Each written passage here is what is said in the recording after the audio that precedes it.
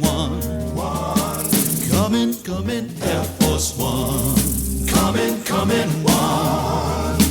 Coming, there's a bomb on board, there's a bomb on board. A Folha obteve, por meio da Lei de Acesso à Informação, dados estatísticos de incidentes aeronáuticos no Brasil com aviões do transporte regular de passageiros. Estes dados revelam que nos últimos 3 anos, o Brasil teve cerca de 800 incidentes aéreos. Entre 2010 e o ano passado, ocorreram 801 incidentes aéreos no Brasil, 23 deles considerados graves. Nos Estados Unidos, estes tipos de incidentes somaram 435 no mesmo período, 26 deles graves. Os Estados Unidos têm em operação 6.364 aeronaves de passageiros. No Brasil, são 669, ou seja, com 11% da frota americana, o Brasil teve 54% mais incidentes aéreos.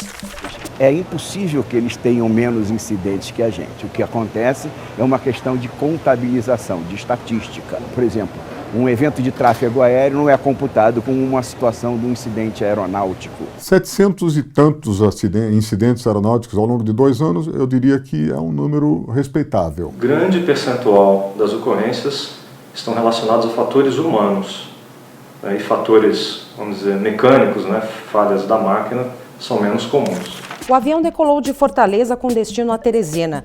Utilizando métodos de aproximação não precisos, o piloto acabou pousando no aeroporto errado, no Maranhão. 1 ano depois, uma outra tripulação em uma outra aeronave cometeu o mesmo erro. Você erra porque o ser humano é falível, ok? Agora, o que é que te levou ao erro? O que é que permitiu que você errasse? Isso é que é investigado.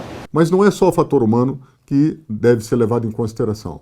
Tem também o fator organizacional. A empresa pressionando, a empresa abusando, a empresa escalando de forma inadequada seus tripulantes. O passageiro não sabe disso, o usuário não sabe disso, mas ele pode estar sendo transportado por tripulações absolutamente cansadas, sob fadiga. Todos os nossos elementos da área de segurança operacional, eles têm uma formação feita ou no CENIPA ou então em entidades internacionais. Todas as empresas são credenciadas perante a ANAC, nos seus sistemas e nos seus programas de prevenção de acidentes. Um voo de Guarulhos para Recife, a 11.000 metros de altitude, sofre despressurização provocada pela falha nos 2 motores e tem uma queda brusca de 8.000 metros. Um dos membros da tripulação foi lançado ao teto da aeronave e algumas máscaras de oxigênio não funcionaram.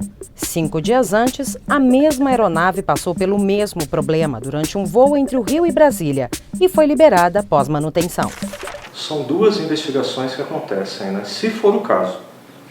Uma coisa é a investigação do Sistema de Investigação e Prevenção de Acidentes Aeronáuticos, o CIPAE, que é a investigação que não prevê punições nem levantar culpa ou responsabilidades.